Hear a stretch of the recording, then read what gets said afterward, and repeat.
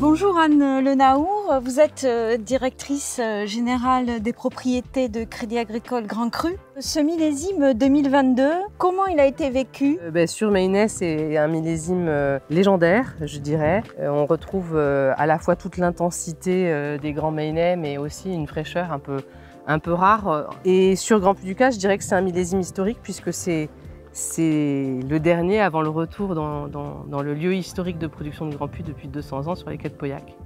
Justement, alors ce grand projet à Pauillac sur le port, comment on peut le définir? Les objectifs, son calendrier?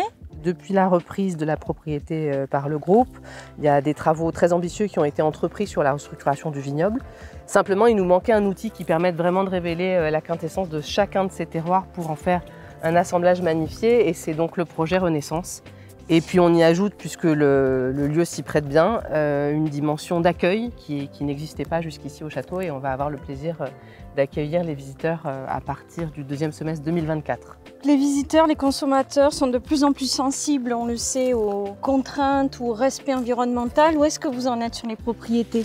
Alors nos propriétés, elles ont été assez en avance, je dirais avant que ce soit à la mode, puisque pour illustrer par un exemple, Grand Puy-du-Casse abandonne les désherbants au tout début des années 90. Depuis 2016, l'ensemble de nos propriétés sont certifiées HVE3. Et puis on s'est lancé dans des essais bio en 2013 qui aboutissent aujourd'hui à un peu plus de 60% des surfaces qui sont traitées en agriculture biologique, selon le process agriculture biologique au château Grand Puy-du-Casse, avec un objectif de 100% en 2025. Et Mayennais qui a atteint ses 100% en 2020 et a engagé officiellement sa reconversion en 2021. Sur ce millésime 2022, on remarque quand même une inflation des prix. Qu'est-ce que ça vous inspire? Si on prend le cadre de nos crus, nos vins sont sortis guère plus chers qu'un 2010, un 2016 ou un 2018 qui sont des grands millésimes comparables.